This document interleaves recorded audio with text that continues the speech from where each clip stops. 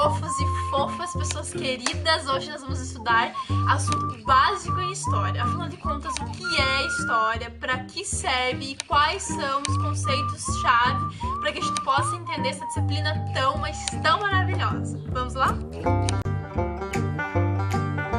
Então vamos lá, vamos do começo. Como que nós podemos definir história? De maneira bem simples, a gente pode entender a história como o estudo e a narrativa do passado.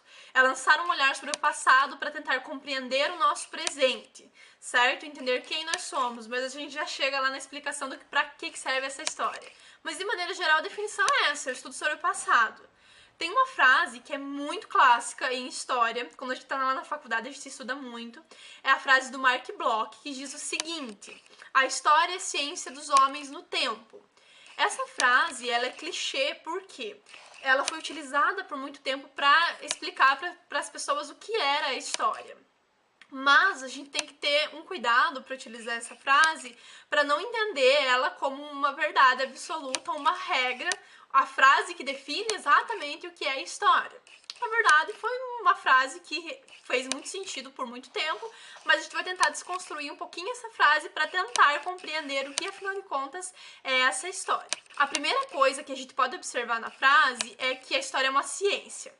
Como que a gente pode entender isso? No século XIX, quando a história surge, existe uma discussão se ela é uma ciência ou não. Porque cá entre nós pode parecer muita loucura, né? Você cria uma narrativa sobre o passado e aí você tem que discutir com um monte de gente para tentar justificar o porquê que a história é legítima enquanto ciência. Então, no século XIX, eles estão discutindo várias questões e aí eles olham para ciências exatas, por exemplo, e dizem, ó, aqui é um dado concreto que nós temos e ponto. Com relação à história, a gente sabe que existe toda uma subjetividade, ou seja, eu vejo de uma maneira e uma pessoa vê de outra. Não existe uma verdade absoluta. Então, como que a gente lida com isso? Vamos deixar a ciência de lado. Nós não queremos que a história seja ciência. ela é só uma narrativa, é só uma grande loucuragem, muita gente escrevendo sobre o que pensa ser o passado. Não, a discussão é justamente o contrário. No século XIX, a história vai lutando para ser uma ciência justamente porque ela tem um método. Nós não apenas escrevemos sobre o passado a partir do que a gente acha legal. Eu quero falar sobre, você ir por aí inventando um monte de história e é assim e ponto. Nós, historiadores, vamos sair por aí dizendo que é assim, todo mundo aceite. Vamos colocar goela abaixo de todo mundo o conteúdo que nós acreditamos que seja o correto. Não, não é assim que a história funciona. Ela tem um método. Então, por que a história é uma ciência? E não é só literatura, ficção, por exemplo, porque a gente sabe que tem uma aproximação, mas ela se difere muito porque a gente utiliza as fontes, a gente utiliza uma metodologia. O que isso quer dizer? Metodologia a gente pode entender como uma espécie de uma receita, são regras básicas para a gente fazer a história. O método que a gente vai utilizar para fazer isso, e dentro da história a gente tem vários métodos. A gente pode utilizar um método de analisar a história de uma pessoa para entender o todo, a gente pode utilizar uma fonte fílmica, por exemplo, a gente pode utilizar várias fotografias em sequência, a gente pode pensar a história vista de baixo, que é pegar personagens que antes eram rejeitados pela história e contar a história dessas pessoas. Nós podemos contar a história das mulheres. Enfim, existem vários métodos que a gente utiliza, vários olhares que a gente dá para essa história, para o passado. Só que esse método, ele pode ser entendido de uma maneira mais simples a partir da lógica de uma receita. Eu gosto bastante de utilizar esse exemplo. Nós temos as receitas aí na internet para absolutamente tudo. No YouTube a gente aprende a fazer até construção civil, isso é uma coisa fantástica. Com relação à receita, a gente sabe que a pessoa que tem um pouquinho mais de experiência, ela vai observando sempre da maneira como ela já sabe que pode ser feito, certo? A receita é um método. Você vai usar tanto os ovos, o leite, você vai bater o ovo assim, assado, ok. Esse método é o padrão.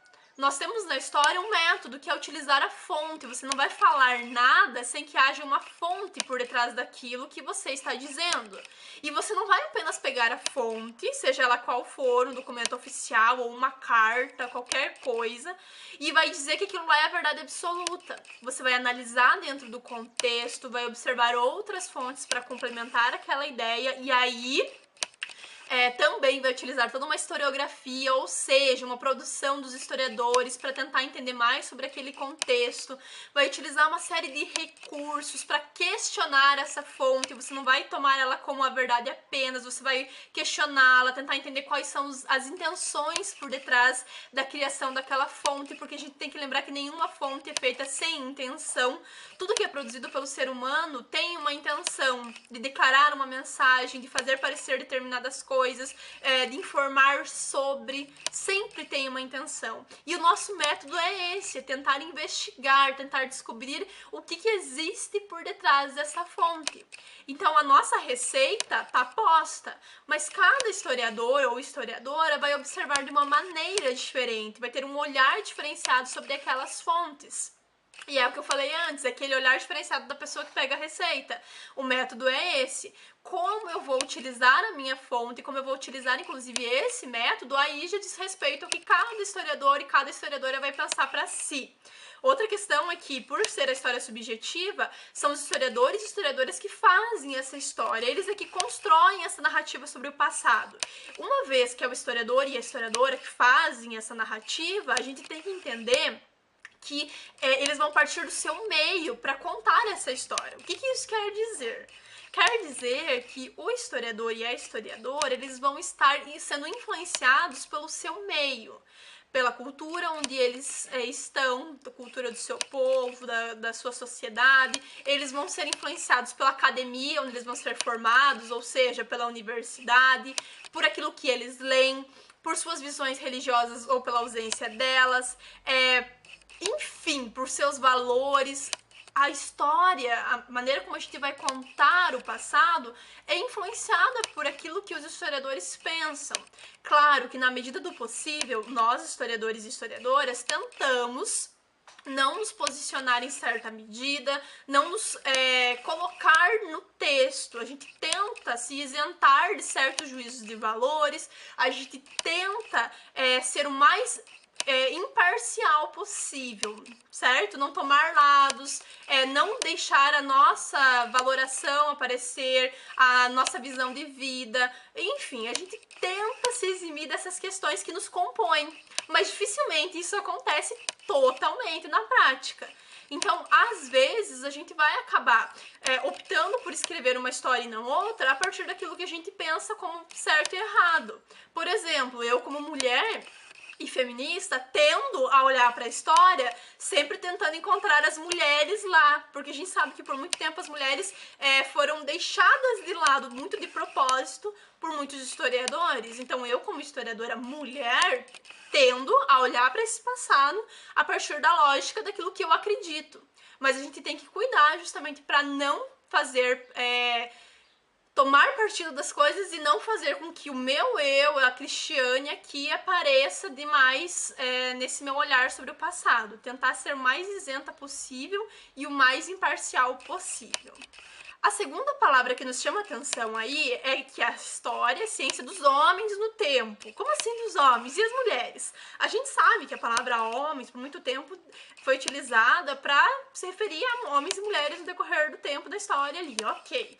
Mas hoje tem que ter esse olhar cuidadoso para entender que as mulheres também compõem a história. Elas sempre fizeram parte dos acontecimentos históricos, mas elas foram deixadas de lado por interesses de uma sociedade patriarcal, ou seja, masculina, onde os papéis de poder são masculinos. Então a gente tem que ter esse cuidado. Outra questão é entender que não existe só uma história do ser humano. A história ambiental diz que também existe uma relação do ser humano com o meio onde ele vive. Por exemplo, quando a gente fala lá do general Inverno que derrotou o Napoleão, a gente está entendendo o quê? Que o clima, por exemplo, foi fundamental para o decorrer ali da história, para o desfecho que a gente sabe que aconteceu. Então é importante que a gente entenda que o meio também influencia nos acontecimentos históricos. Existe uma história da humanidade, mas se a gente for parar para pensar, existe uma história também do planeta Terra, que é muito anterior aos seres humanos, inclusive. A última palavra importante aí nessa frase é justamente a do tempo. Nós poderíamos até complementar. A história é ciência dos homens, do tempo e espaço, porque sem tempo e espaço a gente não faz história. Às vezes a gente lê alguns textos muito legais, mas eles esquecem de situar o tempo e o espaço na história, e aí a gente fica perdido. Ai, com o tempo, o amor passou a ser um sentimento, lá, lá, lá. Ué, quando? Onde? Então, o tempo e o espaço são fundamentais para a gente falar em história. Quando você estiver estudando, sempre tente entender essas duas informações nos textos de vocês, nos esboços, no resumo. Sempre deixa isso muito claro. Quando e onde. Quer dizer que a história é feita de datas apenas, a gente tem que decorar isso? Não. Mas situar o século, o momento da história em que isso acontece, onde e por que naquele lugar e naquele momento. Então, tempo e espaço são duas palavras fundamentais para a gente entender o que é história. E aí nós vamos para a segunda questão importante, que é para que serve essa história. Bom, eu acho fundamental a gente conhecer o nosso passado, mas eu vou tentar mostrar para vocês aqui algumas questões relevantes. Primeira, nós queremos prever o futuro estudando o passado? Não, gente, pelo amor de Deus, esqueçam isso. Nós não somos cartomantes, nós não somos adivinhas, não existe isso. Ai, nós vamos estudar o passado para não cometer os mesmos erros, lá, lá, lá. Cuidado com isso. A história ela não tem o objetivo de prever o futuro e dizer pra gente o que nós devemos fazer ou não necessariamente. A história é importante para que a gente possa compreender o passado, e aí nós temos a primeira função, o primeiro para que serve a história. Nós vamos compreender o nosso hoje e perspectivar o nosso futuro. Nós não vamos prever, nós não podemos dizer com certeza que só porque uma coisa aconteceu antes vai acontecer de novo. E também a gente não consegue dizer, e se tivesse sido diferente? Os alunos adoram perguntar isso pra gente, né? E se fulano tivesse feito tal coisa? Não sei, não faço ideia, e a história não tá preocupada com isso. Nós não estamos aqui para prever o futuro e nem para ficar julgando o passado. E se eles tivessem feito isso e aquilo, não sei. A questão é que a história ela é muito relevante pra gente compreender hoje. Por que eu estou aqui? Quem eu sou na minha sociedade? Quais os papéis projetam sobre mim? É muito importante.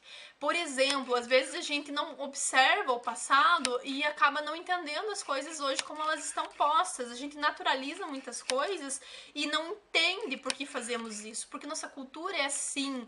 Então tem coisas na nossa sociedade que a gente não se dá conta de que não foram sempre assim. Tem lutas, conquistas por detrás disso. Por exemplo, nós mulheres, nós podemos hoje utilizar calça, mas isso não foi sempre assim. Existe uma luta toda lá no século XX para que as mulheres possam utilizar aquilo que antes era do armário masculino. Então, se hoje você usa uma calça jeans e acha isso super natural, você tem que olhar para o passado e entender que foi toda uma luta para isso hoje existir dessa forma. Se você toma café ou toma chá, por exemplo, de tarde, isso revela muito sobre a tua cultura. Por exemplo, a maneira como nós entendemos a sala de aula, a disposição das carteiras, a ideia de professor lá na frente para gerar uma ideia de hierarquia. Os africanos, por exemplo, já utilizam muito mais a lógica da roda, todo mundo sentado e trocando experiências. A gente pode pensar, por exemplo, o fato de hoje as pessoas poderem votar mesmo sendo pobres, porque na República, em 1889, quando ela foi instituída, as pessoas votavam através de uma renda, era o voto censitário. Então tem uma série de coisas que hoje nós temos na nossa sociedade.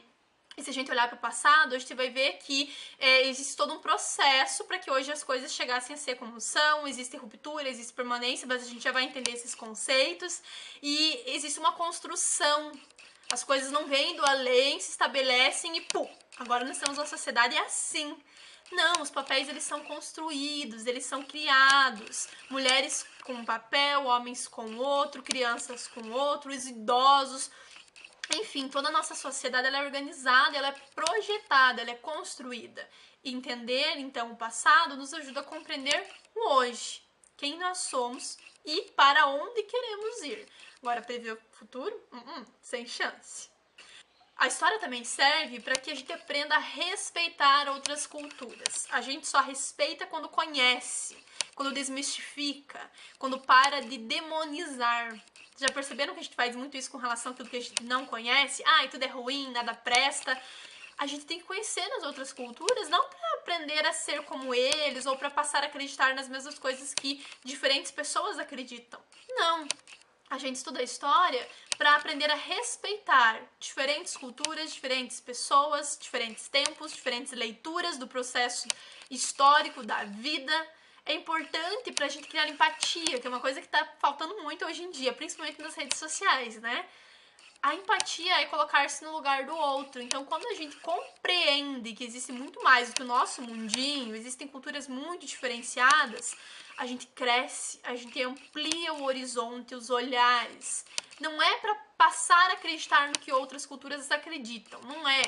É simplesmente para você entender que existe um mundo muito maior e aprender a respeitar. Conhecimento gera respeito. É muito importante. E o último fator aí que a gente pode pensar para que serve essa dita nessa história é conhecimento, gente. O conhecimento ele é libertador, ele é fantástico. Então qualquer conhecimento, ele vai te fazer crescer e ser dono do teu próprio destino, escolher o que você quer para você. Estude sempre, porque isso é que te dá liberdade, certo? Então, o conhecimento da história ele é fantástico. Primeiro, porque ele nos ajuda a perspectivar o futuro como nós vimos, não a prever. Segundo, porque ele nos permite compreender quem somos, como a nossa sociedade está estruturada, para respeitar os outros povos e culturas, ampliar nossos olhares. E, por fim, para que a gente seja livre de uma série de coisas que nos prendem. A ignorância nos prende, o conhecimento liberta, te faz ser dono dos seus próprios caminhos, da tua própria vida. Então isso é fundamental. Sempre olhe para o ensino com esse olhar de isso vai me libertar, isso vai me fazer crescer, isso é para que eu seja dono de mim. Isso é fundamental. Olhe sempre com esse olhar e com certeza você vai ter muito mais vontade de estudar. Agora nós vamos para a parte mais escabrosa do negócio, são os conceitos-chave em história. Vários conceitos que vocês vão ouvir no decorrer da vida de vocês acadêmica e que é importante que vocês conheçam agora para depois não ficar se perguntando. O primeiro deles é o básico, o conceito de fonte. O que é uma fonte? Nós utilizamos muita definição de que fontes são vestígios da humanidade, tudo aquilo que o passado permite que a gente conheça dele. Tudo aquilo que os seres humanos deixaram como vestígio para que a gente pudesse conhecer essas civilizações antigas e mais recentes. Então a gente conhece uma cultura, um povo, o passado de maneira geral, através do que foi nos deixado. O que foi deixado pra gente? Documentos oficiais, mas não apenas eles. Nós podemos pensar como documento oficial, por exemplo, o teu RG. Ele revela sobre a tua história, obviamente, tua certidão de nascimento, certidão de casamento, mas a gente pode ir além. As fontes, elas são muito mais amplas. Podem ser, por exemplo, um diário. Nós podemos pensar uma pintura, um diário, um objeto, uma dança. É o que a gente chama de fonte imaterial. Aquilo que eu não posso pegar com a minha mão, mas existe, revela muito sobre uma cultura. Um mito, nossa, olha o quanto isso revela de uma cultura, principalmente lá na antiguidade, né? As pinturas rupestres, uma roupa, uma lei, revela muito sobre o cotidiano, sobre como se pensava a sociedade, a justiça. É importante a gente pensar a ideia da pintura. Ah, mas como assim? Como uma pintura pode revelar alguma coisa sobre o passado? Tem uma pintura icônica, assim, que eu acho fantástica, do rei Luís XIV, o famoso Rei Sol. E que ele tá lá todo poderoso, todo trabalhado no glamour, né? Fantástico, uma peruca, cabelo enroladão, preto, assim, maravilhoso. Saltão, aquele manto, aquela cortina vermelha, que é muito característica daquelas pinturas dos monarcas, dos reis, nesse período absolutista. E aí a gente olha aquilo e diz, não, isso não me revela nada sobre a história. Gente, meu Deus, como não revela? O absolutismo pregava o direito divino dos reis, que eles tinham poder estabelecido por Deus e que eles eram soberanos sobre tudo e todos. A gente sabe que na prática isso não se aplicava, porque absoluto mesmo eles não poderiam ser, porque eles dependiam de uma série de outros poderes e fatores. Mas, de maneira geral, aquela imagem revela o que era a ideia do absolutismo. O salto alto dele é para estar acima das pessoas, a peruca para representar riqueza e poder, nobreza. Fantástico, você olha aquilo lá e você entende a lógica do absolutismo. Então as pinturas também podem ser um recurso muito importante como uma fonte, para que a gente entenda o que foi esse passado tanto quanto possível. A gente vai tentar entender as representações do passado e não a verdade, mas esse é um outro item que a gente chega lá na frente. Lembrem sempre disso, a fonte ela não vai nos contar a verdade, ó, o passado foi isso aqui. Não, como que a gente pode pensar esse passado? Como que as pessoas tentavam construir uma imagem de si? Como que as pessoas tentavam construir uma imagem sobre o Estado, sobre um governo, sobre um país, uma cultura? Isso que a gente tenta entender na história. É fundamental entender isso, para não ficar procurando nas fontes uma verdade absoluta. E aí a gente vai para o outro item, que é a ideia de subjetividade. Não existe verdade em história. Quando a gente olha para o passado, a gente não está procurando conhecer o passado exatamente tal qual ele foi, porque o passado ele não é modificado, ele está lá. Só que a gente não consegue ter acesso a tudo, certo? Cada pessoa de uma guerra, por exemplo, vai ter uma visão diferente sobre como ela foi. O derrotado e aquele que ganhou, cada um vai contar uma história de uma maneira diferente. Isso quer dizer que a gente não vai procurar a verdade quando olhar para o passado, mas a gente vai procurar entender as construções. Lembra que a gente acabou de ver que tudo é construção? Nada veio do além, caiu e hoje está aí por acaso? Não, tudo foi construído no decorrer do tempo. Então é isso que a gente procura entender. Quando a gente tem lá um relatório oficial, por exemplo, de um presidente de uma província, no Brasil lá no século XIX, porque o Brasil era dividido em províncias, não estados como hoje nós temos. Quando tem lá um relatório dizendo, ai, nossa província aqui é maravilhosa, não temos violência. Ué, por que os caras estão escrevendo isso? Porque tem um intuito, tem um propósito, tem um interesse por detrás. Então ela é extremamente subjetiva. Todas as fontes são subjetivas, até mesmo aquelas que parecem muito verdadeiras. Então ele diz, não, isso aqui é verdade. Sempre há subjetividade, sempre há um interesse por detrás, e é isso que a gente analisa na história. Os discursos, por que as pessoas tinham determinadas expressões, a mentalidade naquela época, por que as pessoas falaram isso e não falaram aquilo. A gente tenta entender muito mais a questão das mentalidades, do interesse, dos discursos, do que necessariamente procurar uma verdade. Tem algumas coisas em história que são muito objetivas, com certeza, né? Pirâmides no Egito, ponto. Aí tem toda uma discussão por detrás, como que elas foram feitas. Ah, temos isso, temos aquilo. Ah, aí sim nós temos a subjetividade dos historiadores, mas tem fatos que são concretos. Determinada guerra acabou em tal ano. Beleza, isso não tem como se contestar. Mas aí tem toda uma questão por detrás que a gente pode discutir e tentar entender. Aí a história é subjetiva. Então tem objetividade, tem dados que são incontestáveis, tem uma historiografia aí que já vem dizendo é isso e acabou, beleza, tem coisas que não tem como contestar mesmo, mas na maior parte do tempo as coisas dependem muito da lógica e do olhar que você quer dar, certo? Eu quero entender por que criaram tal imagem do rei lá, o rei Sol, por que ele criou essa imagem, o que era esse dito desse absolutismo, como diferentes pessoas entendiam esse absolutismo. Isso é a história, para isso que a história serve também. Outro item aqui é muito importante é a questão do que é historiografia. Eu acabei de falar sobre isso, né? Ai, meu Deus, o que é historiografia? Na verdade, se história é o estudo do passado, historiografia, de maneira bem simples, é o estudo do que os historiadores vão dizendo. Porque como a gente acabou de ver, os historiadores eles vão escrevendo a história do decorrer do tempo de maneiras diferentes.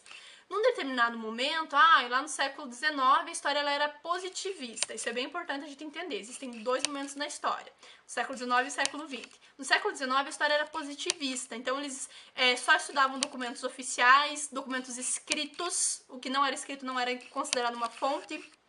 Eles só estudavam grandes personalidades ou pessoas consideradas importantes, heróis, presidentes, enfim, pessoas que foram vistas como personagens importantes naquele momento. E essa história positivista ela foi superada depois por aquilo que a gente chama de escola dos análises, movimento dos análises lá no século XX, que foi quando um grupo de historiadores se juntou e começou a dizer, gente, tudo pode ser considerado fonte. Então eles é que criam essa ideia de que tudo pode ser fonte. Então eles mudam essa perspectiva. Por isso que existe a historiografia, para a gente estudar como que em diferentes momentos os historiadores criaram diferentes discursos sobre o passado. No momento, lá no século XIX, a história pensava uma coisa. Depois, a história lá no século XX pensava outra. Que todo mundo é personagem na história, isso é importante também a gente saber. Não existem grandes personagens, todo mundo faz história e participa da história, eu e você inclusive. E é importante que a gente também entenda que todos os documentos podem ser utilizados como fonte, tudo, absolutamente tudo que é produzido. Então se amplia o olhar. Existem dois momentos diferentes dentro da historiografia. Para finalizar essa definição, historiografia então é basicamente o estudo sobre a narrativa do passado, o que se escreveu do passado, sobre o que os historiadores vêm contando para nós. Outro conceito muito importante é o de ruptura e permanência. Eu sei que são dois, mas eles são estudados juntos, tá? É importante que a gente entenda os dois para contrapor. Por quê? Quando a gente pensa em ruptura, obviamente nós estamos pensando em alguma coisa que vai romper com o passado. As coisas mudam a partir dali. Nem sempre essa ruptura é rápida. É importante que a gente entenda que, às vezes, na história, as coisas mudam de maneira muito lenta. Por exemplo, quando a gente pensa a passagem da Idade Antiga para a Idade Média, as pessoas acordam, ai que delícia, hoje finalmente chegamos na Idade Média. Não, as pessoas que estão vivendo os fatos históricos dificilmente conseguem ter essa dimensão de mudança. Certo? Muito menos de se imaginar na Idade Média, na Idade Contemporânea. A gente sabe que é na Idade Contemporânea porque a história já está formada desde o século XIX. Mas antes disso a gente não tem essa dimensão. E quando que vai acabar a história contemporânea? A gente não consegue definir esses pontos até que, depois de um tempo, a história consiga marcá-los. Mas essa questão da ruptura ela é muito importante porque quer dizer que num dado momento alguma coisa muda. Ou começa a mudar.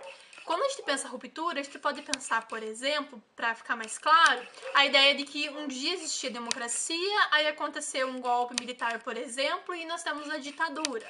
Opa, mudou. Nós vivíamos de uma forma, agora politicamente vivemos de outra. A independência do Brasil, por exemplo, há uma ruptura com relação ao domínio de Portugal aqui no Brasil.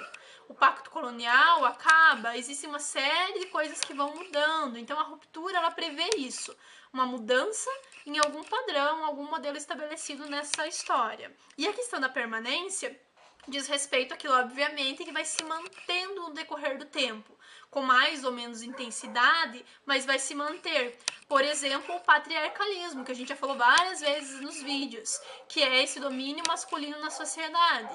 Se a gente for parar para observar, ele vem desde a antiguidade, de maneira mais ou menos intensa, não em todas as sociedades, porque também existiram sociedades matrilineares, ou seja, onde a mulher tem o papel principal na sociedade, mas de maneira geral a gente percebe essa permanência, certo? Até hoje nós ainda temos sociedades patriarcais, como é o caso da nossa, por exemplo. Nós podemos pensar a ideia de hierarquia também. A hierarquia, essa divisão de poderes na sociedade, ela se mantém no decorrer do tempo, às vezes se mostrando de maneiras diferentes, mas ela se mantém. Então, outro conceito é o de memória.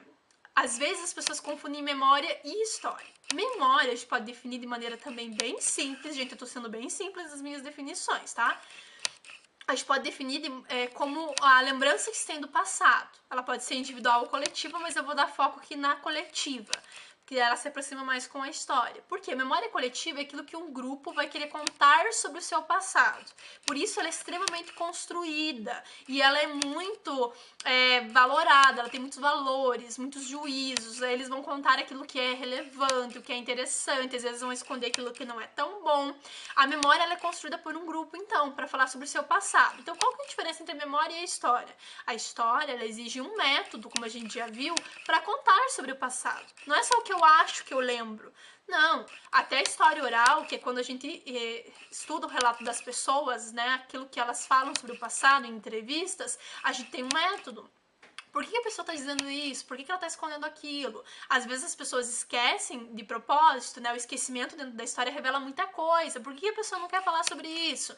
É isso que a gente estuda para pensar a memória. Então a memória ela é construída por um grupo e com intenção de normalmente valorizar uma memória específica ali, né? Alguma coisa que seja relevante para aquele grupo. Já a história, ela tem um rigor, ela tem que seguir as fontes, ela não tem que privilegiar grupos, como a gente já viu. Um dia a história foi assim, que é a história positivista. Agora ela já não é mais. A gente não tá privilegiando grupo algum, ou pelo menos não deveria. Por fim, o último termo é o do anacronismo. As pessoas adoram cometer anacronismo, principalmente em novela, filme de época. Por quê? O anacronismo, gente, é olhar para o passado com o olhar de hoje ou de um outro período. É você olhar um determinado período com valores e julgamentos que não são daquele momento, mentalidade que não é daquele período. Às vezes a gente vê isso muito nas novelas porque eles colocam roupas das pessoas que não fazem sentido algum. Tem uma novela que tava passando esses tempos que falava sobre o período medieval, né? As mulheres com decotes absurdos, coisas que não faziam sentido algum. Se a gente for observar as imagens das rainhas da Idade Média, né? Elas estão cobertas até o talo. Né? Não faz sentido aquilo lá, aquilo é anacronismo. Você utiliza uma coisa que hoje em dia está em voga, por exemplo, aquele decote em V, as mulheres com o peito metade de fora, metade para dentro, uma coisa que não existia naquele período, pelo menos uma rainha em público usar um negócio daquele não faz sentido algum. Então isso é um anacronismo. Você colocar sentimentos num período em que não existia essa coisa de eu namoro com fulano. Aí uma frase da novela lá, a mulher dizia assim, eu tenho dedo podre, eu sempre escolho errado. Gente, dedo podre, né, de média, não faz sentido, é um conceito, é um termo que não se aplica. Pensando principalmente as mulheres da nobreza que tinham os casamentos arranjados, claro que a gente sabe que as camponesas até tinham um pouco mais de liberdade nesse sentido, mas aí pensar uma época onde as pessoas ficavam namorandinho, só faltou dizer que eles ficavam. Por favor, né, gente? Então são termos que são utilizados num período que não se encaixam. Ou a gente olhar, por exemplo, tem o vídeo da Cleópatra que eu fiz, não sei se vocês chegaram a dar uma olhada, mas a gente discutiu isso, olhar pra ela e ficar tentando fazer juízo de valor. Será que ela dormiu com muitos homens? Será que ela não dormiu? A história não tá preocupada em fazer juízo sobre a vida moral das pessoas, a moralidade, aliás, né, a vida pessoal das pessoas. Então a gente tem que cuidar pra não olhar com o meu olhar de, eu penso que isso é imoral, Cleópatra é imoral. Não me interessa. A história não vai fazer esse julgamento, não vai dizer se é certo ou errado. Ela vai dizer, os fatos são esses. Aí a gente discute, aí a gente pensa sobre isso. Mas então a gente tem que cuidar para não cometer esse anacronismo. Olhar para o passado ou para um determinado momento da história com um olhar que não cabia para aquele momento, com um sentimento que não cabia naquele momento. Entender que, por exemplo, o cuidado com a família não existiu sempre da mesma maneira. Esse olhar sobre a criança. Em alguns momentos da história as crianças eram vistas como adultas, em outro momento surge essa ideia de que os pais têm que cuidar. Em outras sociedades a comunidade toda, aliás, cuidava das crianças. Então, quando a gente fala escravidão, a gente tá falando sempre da mesma escravidão, do mesmo tipo de escravidão? Não. A escravidão antiga, por exemplo, tinha uma ideia. A escravidão no Brasil colonial, por exemplo, já tinha outra lógica. Tem relações, tem aproximações? Claro que sim, mas a gente não pode entender tudo da mesma forma. Quando eu falo em escravidão, tenho que delimitar tempo e espaço, porque em cada momento ela teve significados e contextos diferentes. Então o anacronismo é justamente você olhar de uma maneira generalizante, como se tudo fosse igual e sempre com um olhar que é desvinculado daquele período, que não tem nada a ver com aquele período, mas você acha que tem. É tentar incutir no momento histórico coisas que não condizem com aquele momento histórico. Eu acho que é isso, vamos cuidar com esses termos, vamos tentar lembrar deles, porque eles são fundamentais para entender tudo que a gente vai ver daqui pra frente. Espero que vocês tenham compreendido alguma coisa. Até mais!